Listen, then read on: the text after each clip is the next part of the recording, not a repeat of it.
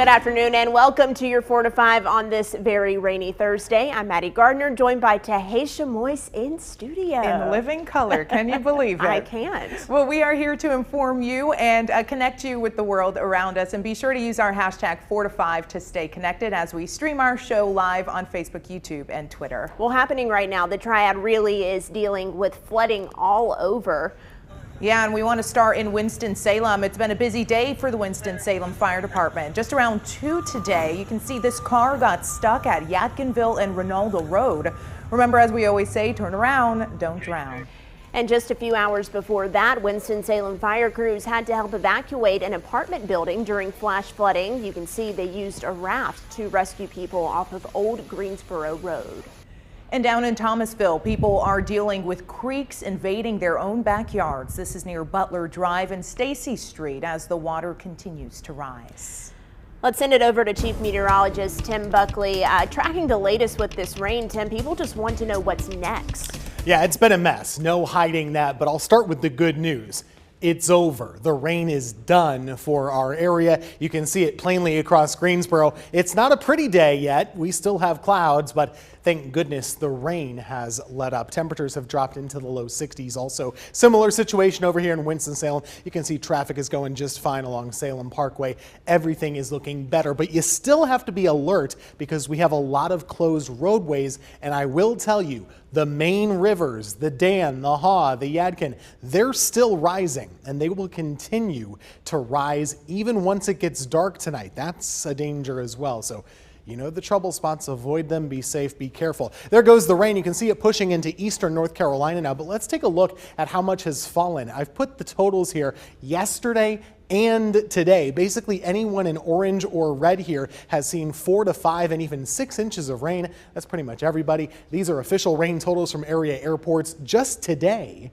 Look at almost 3 inches in Winston-Salem and Greensboro. That's on top of 1.5 inches or so yesterday as well. On the wide view, you'll see this spinning area right here. That's Tropical Storm Ada, which is going to be crossing the coast. We don't have to worry about that. We don't have to worry about anything anymore. The rain really is done with us. Temperatures are currently in the 60s, and heading into tonight, I mentioned the rain pretty much done. One thing we could continue to see, not just the clouds, but also maybe some spotty drizzle here or there. Going into Friday, really about the foggy drizzle situation in the morning, but after that, the sun really comes out. So we'll have to wait a little bit, maybe till lunchtime, but after that, things are looking up. A less humid day of weather, and we have cooler weather on the way also. Flash of the 7-day forecast here so you can take a look for your weekend. Low 60s for Saturday. Notice those morning lows are getting quite a bit cooler, but also it's just a dry week of weather, and thank goodness for that.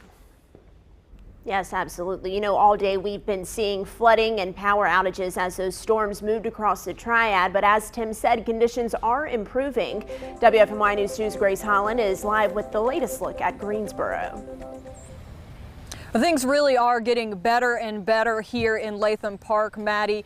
Just earlier today, there was high water levels. You can take a look back here at this bridge. If you can believe it, it was closed to traffic because it was about half covered in water. It is, of course, now back open.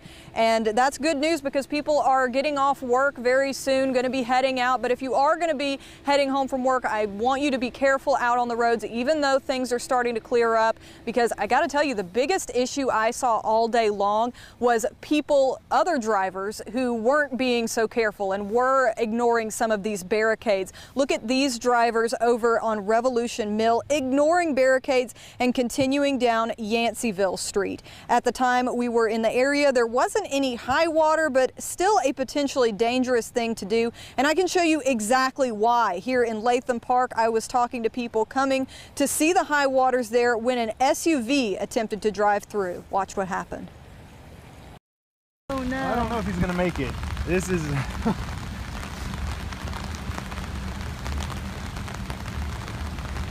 but I am glad that they do close this road. I mean, it's a pretty bad area to be right now. That driver did end up making the right decision, turning around when they realized the water was too high. But someone else did decide to drive through, and it's just not worth the risk. This is, again, very dangerous. Someone was driving a car through it, and I know you should never do that. We shouldn't be wading in the water, be close to it or anything. Utility crews had to navigate those high waters too as they were going out to restore power to thousands of customers who were without earlier today, and they're still continuing to do that. Duke Energy says that if you are still waiting for your power to come back on, have some patience. The rainy day didn't bring down the spirits of kids and teachers here in Guilford County. For the first time since spring, pre-K through second grade students got to go back to the classroom.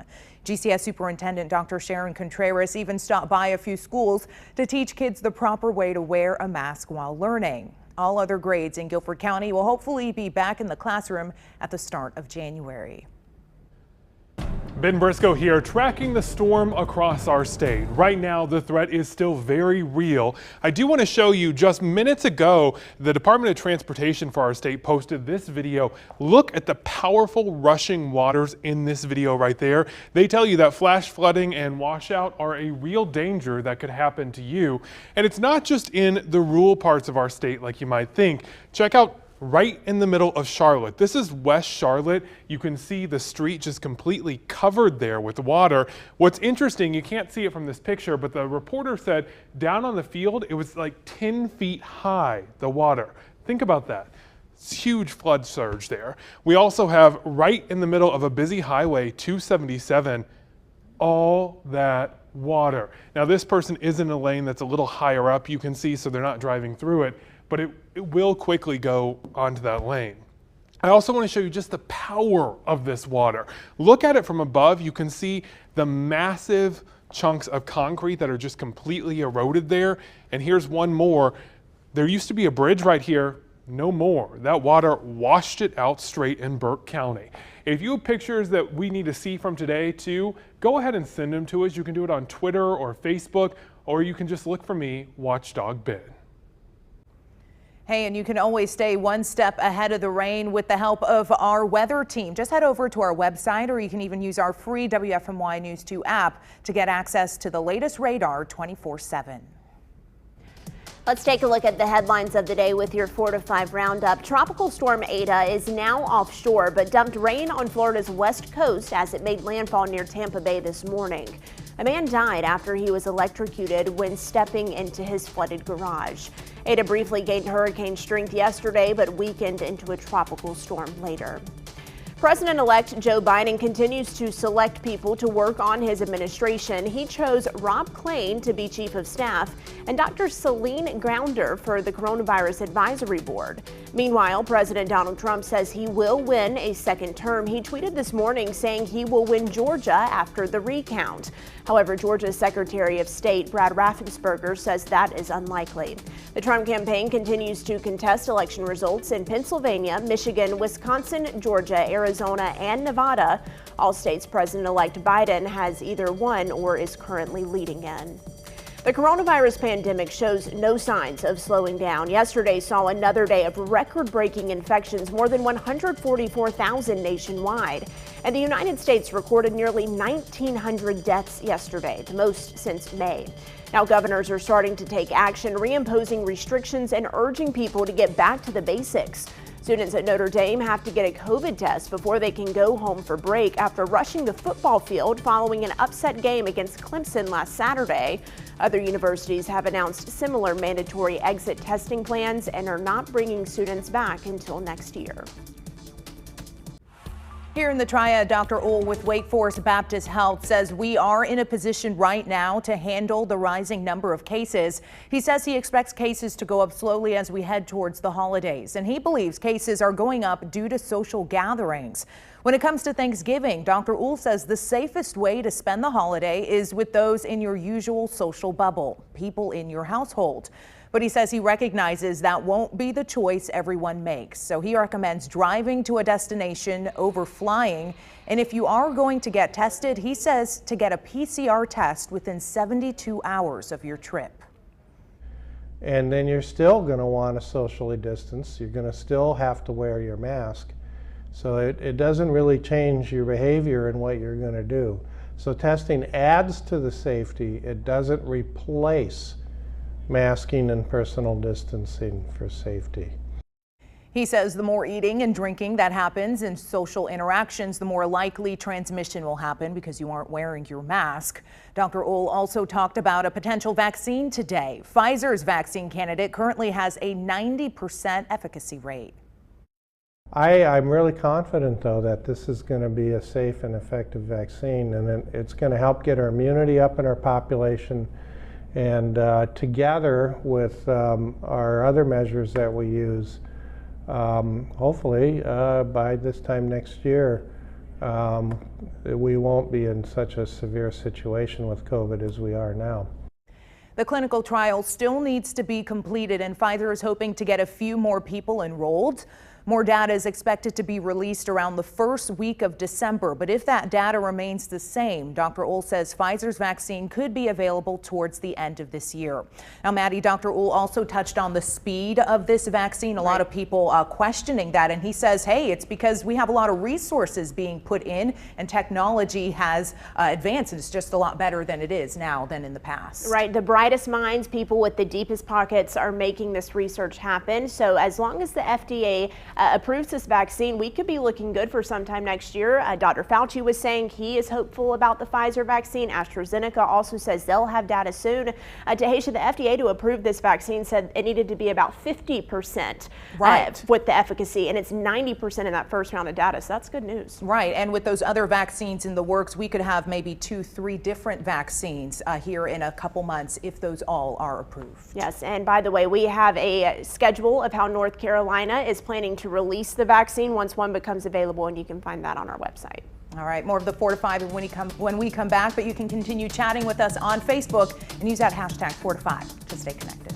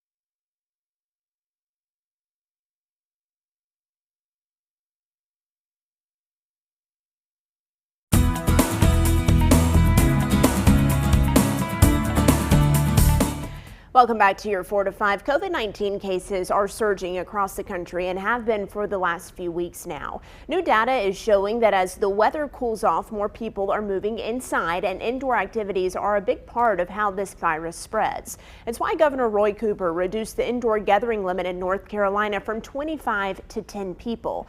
Let's connect the dots on why this virus spreads faster inside. The research shared in the journal Nature used mobility data from cell phones captured in 10 U.S. cities this spring. That includes Houston and Dallas. Researchers mapped 98 million people's movement in and out of indoor spaces like stores, churches, cafes, and more. They crunched data, including time spent in those places and the venue size, then tracked individual movements and spread, combined with any lockdown measures in place in those cities. It showed roughly 8 in 10 new infections in the early months of the pandemic were tied to outbreaks in America's urban areas. And the experts found restaurants were the riskiest places, 4 times worse than gyms or coffee shops, according to the New York Times. It's this data that could provide a roadmap for a second round of lockdown measures to slow the virus's spread until a vaccine is available.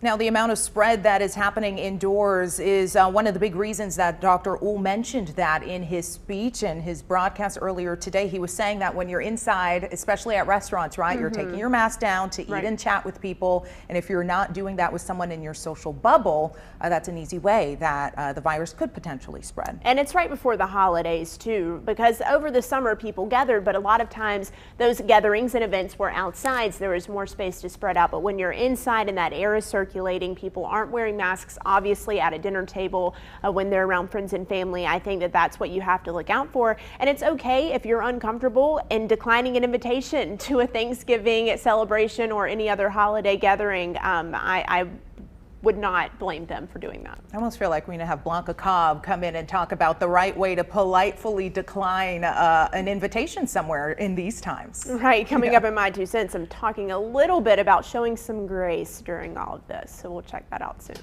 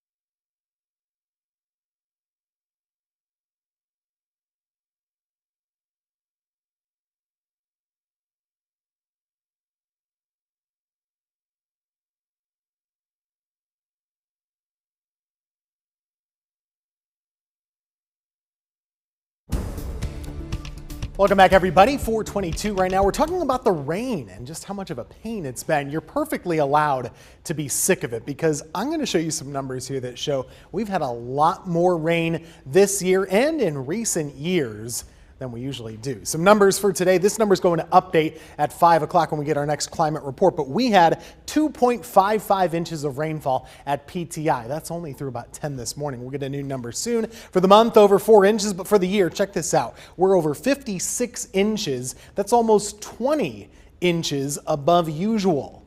almost 20 inches above normal. That is something else. And in fact, if we didn't get another drop of rain all year, number one, that would be nice. But number two, we're already third place in all-time records for the third wettest year, only beating out by 2 years ago in 2018 and back in 2003. And in fact, if you look at the climate history, we've actually seen an increase in wet weather days over the last several decades. That trend line is going up when you look at how many 1-inch rainfall days we've had. And this year, we've had 17 days that have had over an inch of rain. That is altogether too many. We do have a cold front moving through. That's been the culprit for this heavy rain, and we are going to see drier, cooler air start to arrive heading into tomorrow. It's a beautiful Friday. We'll have sunshine after some morning clouds or fog, and that really will lower our humidity quite a bit. By the weekend, even cooler air starts to arrive, so it'll feel a lot more like fall and no longer feeling tropical like it did the last couple of days. For tonight, still possible to see a little drizzle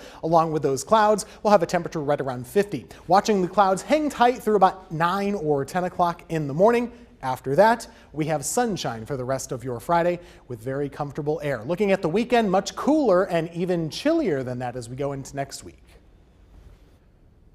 So at this point, you absolutely know not to drive through the floodwaters. We've seen water rescues all day long, like this one in Winston-Salem on Yadkinville Road.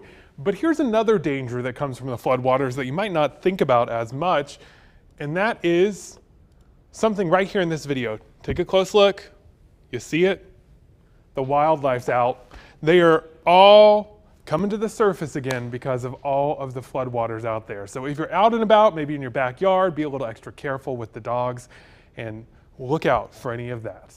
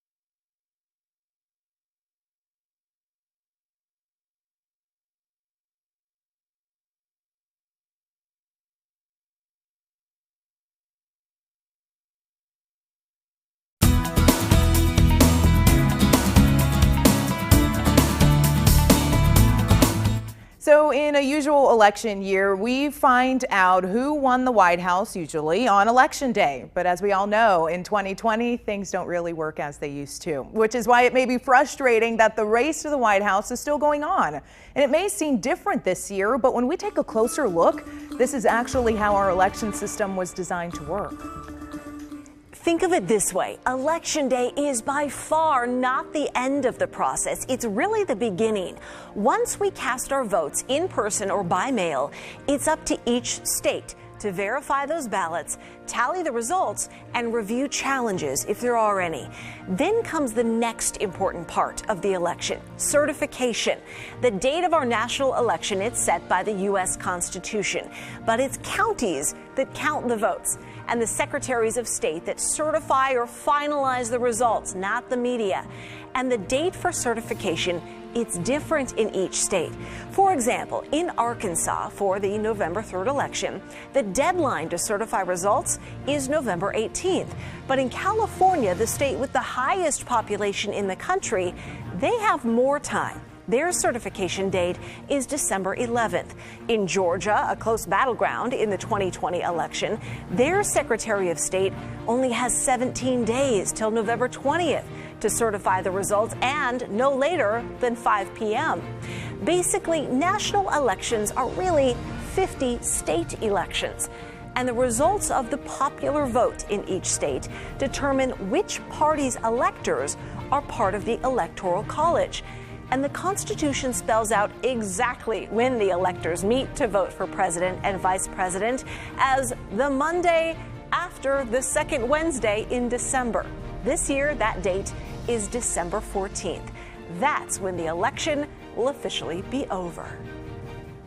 Yes, in North Carolina's 15 electors, they will go to Raleigh to cast their ballot for the winner of the popular vote in our state, which is still not officially certified yet because those absentee ballots had until today to arrive as long as they were postmarked by November 3rd. Yes, so the certification for North Carolina will be done tomorrow, so we will officially know who won North Carolina in terms of the presidency. We have the governor, we have some close races that have still yet to be called, attorney general, things like that. So we're all waiting. Friday the 13th. Sounds like doomsday. I don't know why it happened to land on that this year, but I know a lot of people still waiting for those results. But I'm glad that this story brought attention to just the election process, that it's working as it should right now. The difference this year is we did have more people vote absentee. A large majority of people voted absentee, not just in North Carolina, but across the country because of the pandemic. So it was taking a little bit longer for those ballots to get back and be counted by Board of Elections. I want to know who I need to talk to figure out why every state has a different date. Why couldn't we just make it all the same? Why couldn't it be the first Monday after the second Wednesday of the last Friday of the third month? Right. Because that's how everything in the Constitution seems to be worded. But no. No, it all has to be different. We have to make it difficult, right? All right, well, we will keep you up to date on the latest of the certification in North Carolina as well. By the way, the 4 to 5 is live all the time on Facebook, YouTube, and Twitter. Join our conversation there.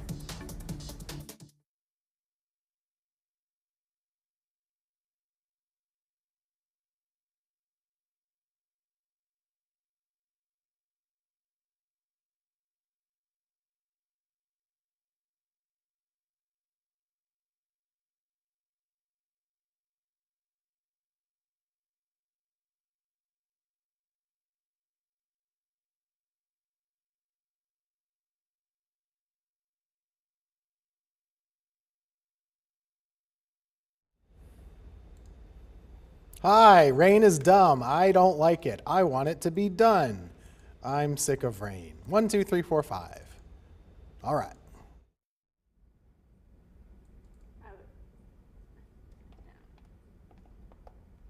Hello, mic check 1, 2, 3, 4, 5, 6, 7. I hate wearing flats. Hate it.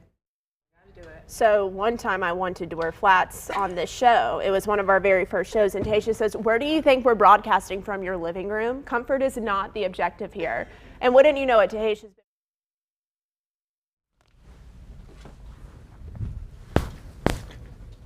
Hey, I'm headed in there right now, so I have my mask on in the hallway. Let me pull it out just a little bit to see if you can get a mic check. It might sound a little weird.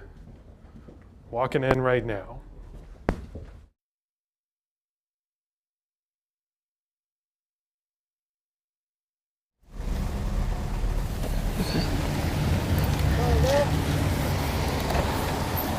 Can you start talking? Yeah, testing 1 2 1 2. I am here on Ronaldo Road near Yadkin Drive, where the road is flooded. There are road closure signs, and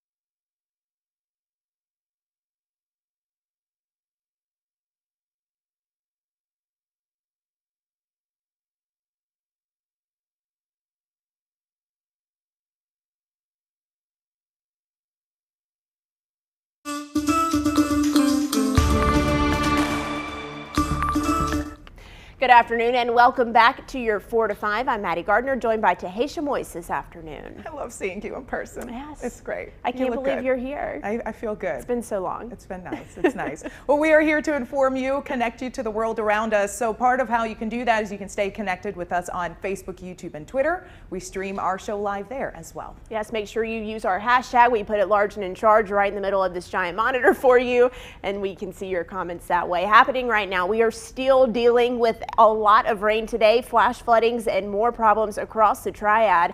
Take a look at this washed out road in Davidson County. Neighbors tell us they live on the other side of this street. Luckily, most of them got out before the road washed away, so they weren't stranded. One neighbor actually ended up building a makeshift bridge. You saw it there in that previous photo, so people could get back over to their homes. And over in Kernersville, you could barely recognize this yard as heavy rain throughout the day forced a creek into this neighborhood. Now, Chief Meteorologist Tim Buckley joins us now. And Tim, luckily the heaviest of the rain is behind us. Yeah, this is all past tense at this point. The rain came, it was bad, it created a lot of flooding issues. But the good news is that the rain is done with us, at least. We have cloud cover still, temperatures cooling a little bit into the mid-60s right now, but honestly, you might still find some mist or drizzle, but nothing that's going to make the problems we've already had any worse. You can look at the radar right now. All of that steady, heavy action is moving into eastern and coastal North and South Carolina. Not an issue for us anymore. And remember, this was part of a cold front, and that cold front is starting to move through right now. Rain totals from yesterday and today, very impressive, between 3 and 6 inches in parts of the area. If you're shaded in an orange color here, you're at about 4 inches for the last 2 days. That is impressive stuff. These are just numbers from today at area airports. Now, I will say this, area rivers, especially the Haw, the Dan, the Yadkin, those bigger rivers, they get a lot of drainage and they're going to still rise until we get into tomorrow. So be advised, if you live near those rivers or you travel along them, they're still going to be a bit of an issue for at least another 24 hours or so. Temperatures currently falling into the low 60s. Overnight tonight, we will start to cool. Remember, we haven't been cool in a couple of days. We'll be going down into the low 50s by tomorrow morning. There is at least some chance you wake up to a little fog, a little drizzle, along with overcast skies. But don't worry, the sun will come out tomorrow. It's just like the song. We have blue sky with temperatures in the upper 60s to near 70. Cooler air still will be moving in for the weekend. In fact, Saturday, well, yeah, you got to grab the flannel shirt or something. Fall clothes right there in the low 60s for highs, and we'll keep that cool weather going into next week. Morning lows will actually be the coldest we've seen so far this year, right there in the upper 20s or low 30s by Wednesday morning. All the heavy rain today caused flooding issues across Forsyth County. WFMY News 2's Denise McMiller is live with a look at what the area looks like now. well, this is what Ronaldo Road near Yadkinville Road looks like here in Forsyth County. Now, not too long ago, I'm going to actually step out of that shot so you can see, not too long ago, only one road was open. Most of this roadway has been cleared, but earlier this afternoon, only one lane was open. As you can see, there's still signs that said high water. Most folks were deterred, and you can still see a little bit of the remnants of some of the high flood waters here in the Ronaldo Commons Center. We're going to slowly pan over that way because there's still some flooding in the parking lot. And actually in that parking lot, we did see quite a few vehicles that were underwater for those who were parked in this area. But that's not the only site of flooding that we saw today. There was flooding over on Old Greensboro Road. This is video of a water rescue at an apartment building in the 2400 block of Old Greensboro Road. 36 people were evacuated from their homes. The same flood water left another 32 people homeless on Kennard Drive. It took about 2 hours for the Winston-Salem Fire Department to get all of their families out. And one mom spoke to me about how she hustled to get her family to safety. It was really shocking because I'm like, well, I don't know what I'm going to do if all this water gets in my apartment. You know, I don't know what my next step. I wasn't really prepared for nothing like this, so I didn't know. Power is disconnected to all of those residents. It may not be restored for another 3 days. The American Red Cross is assisting the families impacted. Now, this is fluid, but the county's maintenance engineer says that currently there are 8 roads closed here in Forsyth County, and most of those flooding, the flood waters are due to flooding at the Yankton River. And again, I just want to remind folks that if you see any of these barricades where it says high water or road closed, make sure you turn around. We've seen quite a few people driving through those waters. We don't want you doing that for your own safety. Ben Briscoe here with some breaking news about this storm. It has now turned deadly. We just got this news release in that 3 people have been found dead in Alexander County. They were at a campground there when the bridge washed away and the campground just flooded. I want to show you some video of what that looks like right there. You can see just water everywhere. Right now, 2 people are still missing in these floodwaters, including a 1-year-old child. Also, I do have to report that an 11-year-old has drowned in Rollsville. And he was last seen playing in a creek, and the Wake County Sheriff's Office says that they believe he washed away in that creek. I want to remind you, in floodwaters, it does not take much for a child to be washed away. Even just 2 inches, firefighters say, is enough to knock them off their feet and into that floodwater. And there is another danger lurking in all of these floodwaters too that you really want to keep the kids away from. Look at all the debris found in this one particular floodwater piece right here that Lana shared on social media. So it clearly is not something you want to be around. Try to keep those kids away from it and watch out for any standing water. And as the rain moves on, you can track the latest radar and forecasts all from your phone. All you have to do is download the free WFMY News 2 app to see the latest weather alerts whenever you want. Let's take a look at the day's headlines with your 4 to 5 roundup. President-elect Joe Biden selected his longtime advisor Ron Klain as his White House chief of staff. He was the Ebola response coordinator during the 2014 outbreak and helped draft and implement the Obama administration's economy recovery plan in 2009. Klain served as the chief of staff for then Vice President Biden during former President Obama's first term. He was also a key advisor on Biden's campaign. Dr. Anthony Fauci, the nation's top infectious disease expert, says help is really on the way in the fight against the coronavirus. He is hopeful about the vaccines that are being developed, saying they will have a positive impact. In the meantime, he encouraged Americans to do the things to stem the spread of the virus and avoid another lockdown. He says the universal wearing of masks sounds simple, but does make a difference. And this week's unemployment numbers are out. 709,000 people applied for aid across the nation. That number is still high, but it's the lowest it's been since March and a sign that the job market may be healing. The number coincides with a sharp increase in viral infections in the country. They reached an all-time high of 120,000 a day. More than 10 million Americans have now been infected with COVID-19. 240,000 have died. With or without the president's blessing, President-elect Joe Biden is wasting no time in his transition to the White House. President Donald Trump still refuses to concede the election, which is holding up the next phase of the Presidential Transition Act. It's a little-known act that plays a huge role in the transition of power. Our Verify team digs deeper beyond the transition of power for the President of the United States. Our sources for this are the U.S. Constitution and constitutional law professor Dr. Mark Graber from the University of Maryland Law School. To start, technically a president doesn't have to concede the election at this point. According to the Constitution, the election isn't official until after the Electoral College votes in December, and then Senate counts the Electoral College votes. The Senate declares the winner. Once the Senate declares a winner, it doesn't matter what the president says. Even after the election is official, the current president continues with full executive powers until Inauguration Day. At 11:59 a.m., January 20th, Donald Trump has all the powers of the president. It's not that they sort of, go down like this. No, he's got them all. At 12 o'clock, he's got none of them. If a president still refuses to transition after the loss of those powers, at that point, it doesn't matter. Just as he can be removed, just as you or I could be removed if we were staying in the White House and refusing to leave. Some history for you right here. In 1963, that's when Congress enacted what's called the Presidential Transition Act. And basically what that does is it frees up funds for the incoming administration, as well as gives them access to daily intelligence briefings and access to federal agency officials. That is what is being withheld at this point from the projected incoming Biden administration. However, we have seen this before. In 2000, President Bill Clinton at that time withheld the Presidential Transition Act from incoming President George W. Bush until December 14th when the Electoral College met.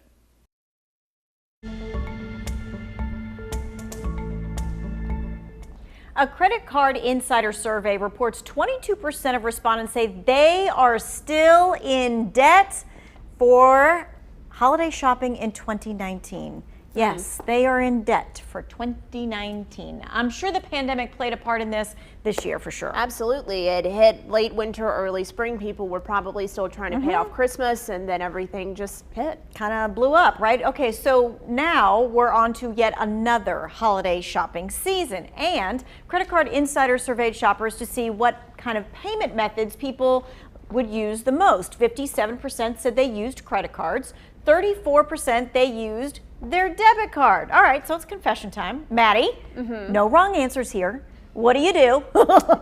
Credit card. You do credit card? Yes. So I do credit card as well, but I pay off the balance every single month. Yes, same. Knowing that that's what's going to happen. Absolutely. So it's like a debit card in your mind. Yes. But it's really a credit card. And you do that because? Because I do a lot of online shopping and it's more protection for That's me. right. You do not want to use your debit card online. That is for sure. And number two, you probably get some points or you get some rewards from your credit card. I do. Yes? I do. And when you use your credit card and something happens, you want to return it, it's just a charge. It's not a debit out of your account. I don't have to wait for that to be back in my account. Right, but you got to be disciplined enough to pay off your balance, even if it really hurts at that point and you're eating like, all of the cereal in your pantry. Hey, tonight from 5:30 until 5:45, we have an expert from Credit Card Insider. He's going to talk to us about how most of us use credit cards, how we can use them smarter, and he's going to take your questions about credit card and debt.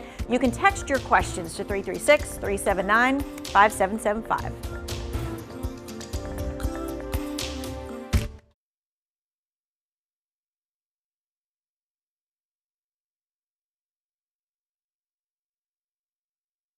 Trump was like, Sleepy Joe. Wait, how did it go down from 588 to 594? Sure, man. Mic check. 1, 2, 3. Mic check. 4 to 5. Mic check. 1, 2, 3. Mic check. 1, 2. Mic check. 1, 2.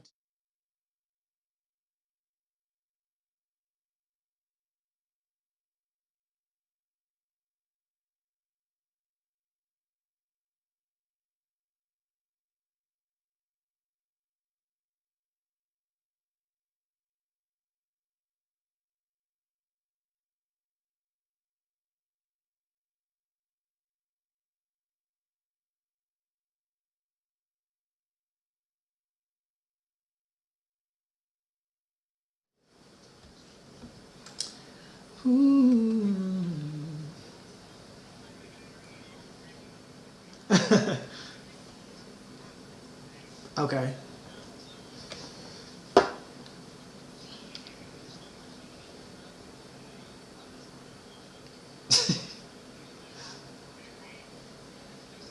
You got it.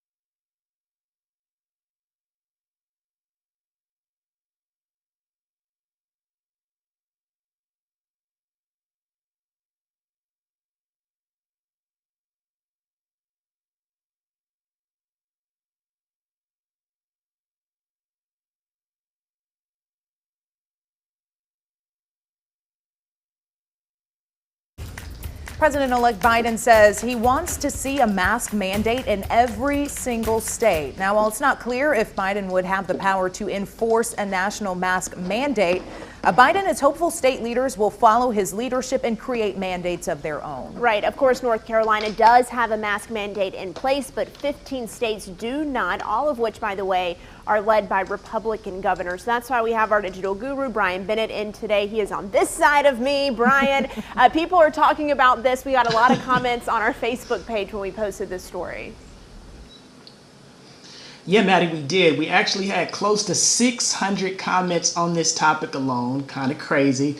People on different sides of the spectrum as always. So let's kick it off with Martha, shall we? She says, masks, hand washing, and distancing, it works and it's the only way. While Barbara says it's all about control. So she's definitely not here for the mandate. Vive Carroll says, but we should wear our masks. Too many are losing their lives. Calvin says, dude, that's not going to happen. While Mary says it is about saving lives, all lives. And lastly, Stephanie says, hey, to each their own. So a lot of comments. I'm still actually reading through some of them. Some of them they had good points, but I couldn't read it just due to, language and things like that, guys. So let's keep it classy in the comments, can we? Yeah, and then we can actually show your comments on air and contribute to the conversation. Exactly. I think what you said at the very beginning of this, it's not clear if President-elect Biden has the power to mandate a mask ordinance nationwide. Of course, here in North Carolina, we do have one, but you still see people who aren't wearing their masks, and we've heard from them, and they're saying it's not about the mask, it's more about the mandate, that someone is telling them that they have to do something. But then if you don't say anything, then people aren't going to do it, and some people will only follow it if it is an actual rule. So it's like you're stuck between a rock and a hard place here. Brian, would you say that most people were in favor of a national ordinance or were against it on our Facebook page? Most people that I saw are kind of against it, solely based off of our Facebook page. And it was about exactly what you guys said. People don't really want them telling them what to do. It's a control thing for a lot of people. All right, thanks for checking in on that for us. More of the 4 to 5 when we come back. But hey, would you be in support of a mask mandate nationwide? You can continue that conversation right now on our Facebook page.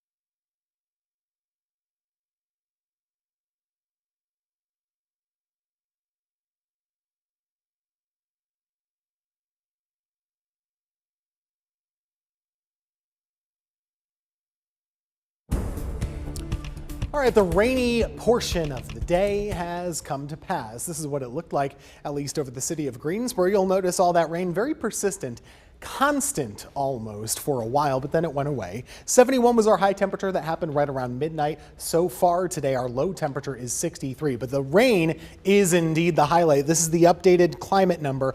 We finished the day with 2.87 inches of rain. That's on top of yesterday's. And take a look at that for the year. We're almost 20 inches above our normal. And you look here, we are over 57 inches now for the year. That is the third wettest year all time. It's only November 12th. We could climb more.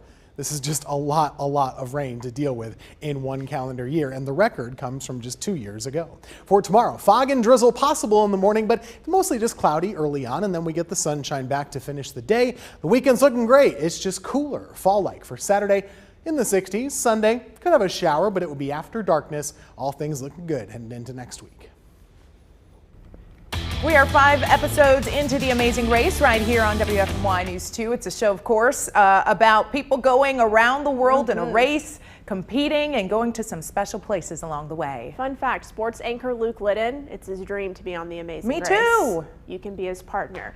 They're not on it this season. 11 teams are. They're competing. This is the 32nd season of the Amazing Race, and one team is made up of former Carolina Panthers players. WFMY News 2 Amanda Ferguson spoke with them about their experience.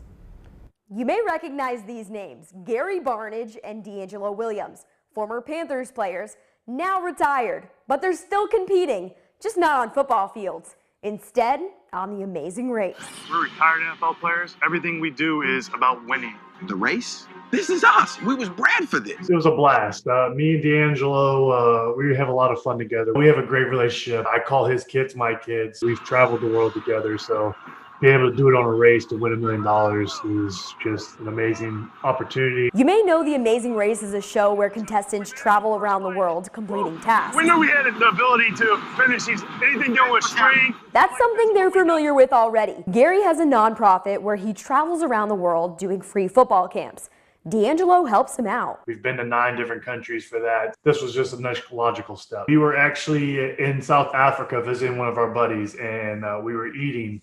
And somehow we got on the topic of The Amazing Race. And I was like, D, would that be something you'd be interested in doing? And he said, yeah, not even really thinking about it. Fast forward 6 months later, they're picked to be on the show. It's literally just a casual conversation. Just a talk that led to spending 30 days together competing in a race from country to country. For us, we get to travel the world, we get that race and have the competitive side too. So it was a no-brainer for us. We're like, oh, this is something that's going to get us going. And that's what it was all about. I asked Gary what the biggest lesson was that he learned from the show. He said, and I quote, D'Angelo Williams snores ridiculously loud. So there's that. Looking forward to seeing them next Wednesday on the show. You can catch that right here on WFMY News 2.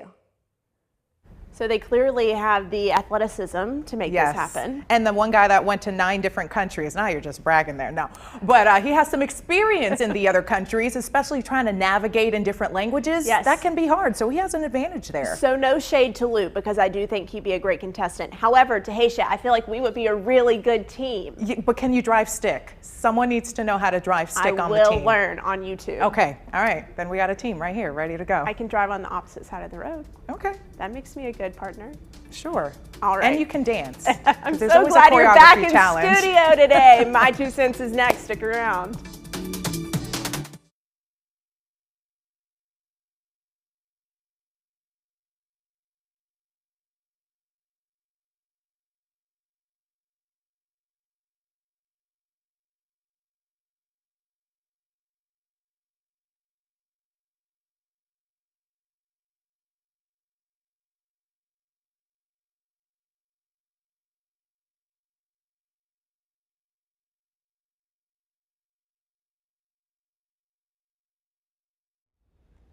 Mic check, 1, 2, 3, 1, 2, 3, 1, 2, 3.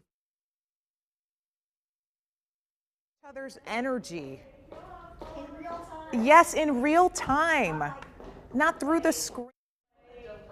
Wait, you're still talking. I'm still talking. Oh, okay, now go.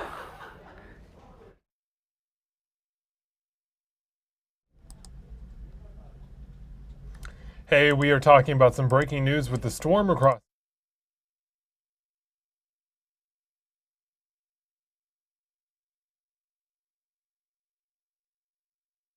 Crews are working hard to get your lights back on and just ask for patience. Duke Energy spokesperson Jeff Brooks tells me there were about 3,000 customers.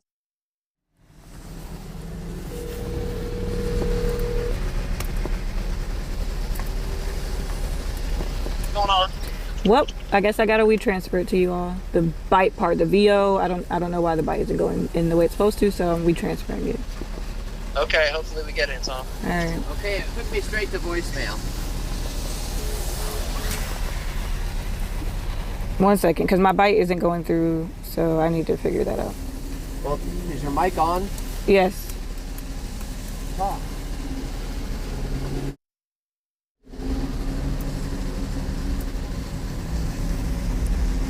Hi, Denise, can you talk and tell him your bite's not sending?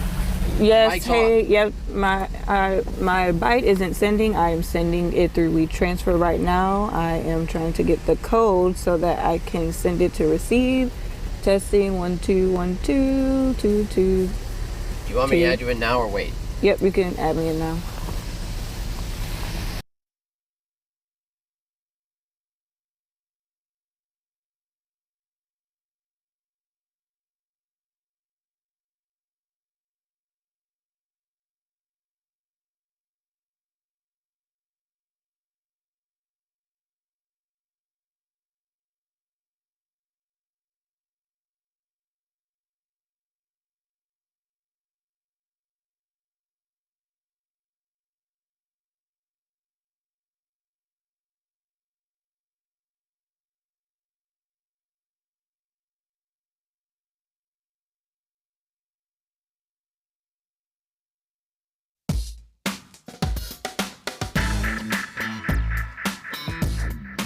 It is time for my 2 cents. The holidays are among us, and it goes without saying that they'll be different during the pandemic. Already, health experts and state leaders are encouraging safe celebrations, asking families to keep their gatherings to a minimum and practice all of the things that we know keep this virus at bay: wearing masks, washing hands, and keeping a distance.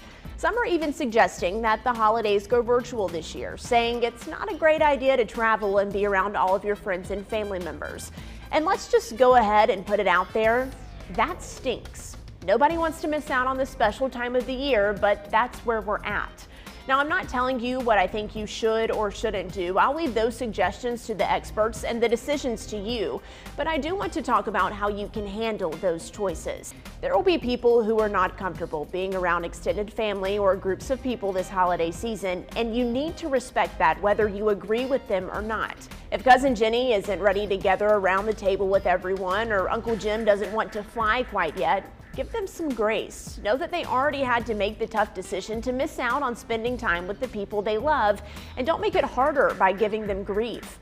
Avoid forcing your beliefs on them and understand that everyone is at a different point and in a different mindset than you. It's not ideal. Nobody asked for this, but the last thing we need is family frustration over holiday plans. That's just my 2 cents. That's your 4 to 5. WFMY News 2 at 5. It starts now.